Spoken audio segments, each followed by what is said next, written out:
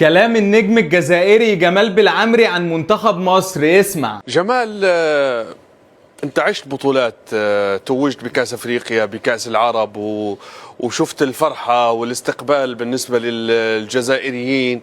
هذا في حالة الانتصارات وفي حالة تحقيق الألقاب. في استقبالات أخرى تأتي من خيبات، من إخفاقات، لكن بوجه آخر مختلف، عندما تشعر الجماهير أنك قدمت مستوى وضحيت وقاتلت حتى آخر لحظة لكنك لم توفق في تحقيق نتيجة.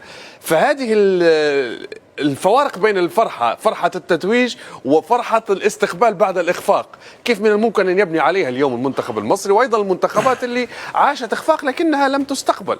والله شوف، الاستقبال هذا يستحقوه هؤلاء اللاعبين لأنهم أهدوا الفرحة للمصري البسيط، أهدوا الفرحة اللي ما يقدر واحد ما يقدر يهديها للشعب هذا، لأنه الفرحة هذه تعرف علاش استقبلوهم بالطريقة هذه، على الرغم أنه ما حقوش كأس عالم ولا كأس إفريقيا كما راك حاب تنوى أنت، لكن الفرحة هذه لأنهم حسوهم أنهم كانوا رجال في البطولة.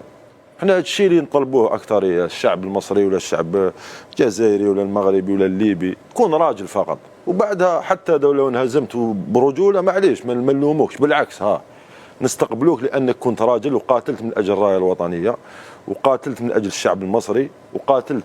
ما نساوش الروح اللي زرعها حسام حسن في اللاعبين كلهم، حتى صلاح ومرموش صاروا كانهم يلعبون في الاهلي، ما يلعبوش في انديه كبيره، يركض في كل مكان، يساعدوا بعضهم بعض، حسيناهم انهم كانوا جسد وروح واحد.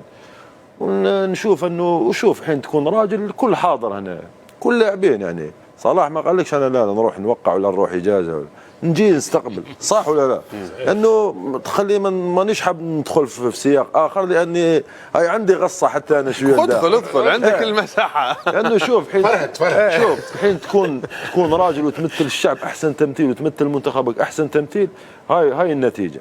انت تبعت في رساله اليوم مفتوح. انت جمال شوف انت اذا راني نبعث في رساله، الرساله توصل، ما تخافش. ماشي لازم نقول انا نبعث في رساله، من كلامي يعرفوا انه اذا نوجه في رساله ولا اي شيء. عندك لكن شوف تدخل فرق كبير اذا دخلت لبلادك وخايف تتجنب الجمهور، ولا تدخل راسك مرفوع وتدير سيلفي كيما زيزو مع الشعب وراك فرحانين بيك. حتى لو انت طلعت قصيت من الارجنتين، وفي ناس تقول انه لا 2-0 كانوا قادرين يكسبوا ما نكسبوش ارجنتين، احنا كنا رجال وقاتلنا، ظلمنا الحكم ما ظلمناش ما يهمناش. الان سقط كل شيء، الان في اللحظه هذه ينساوا انهم، لانه كما قال الشيخ قال انهم هذا استقبال المظلومين، استقبلوهم لانهم كانوا رجال ومظلومين في نفس الوقت.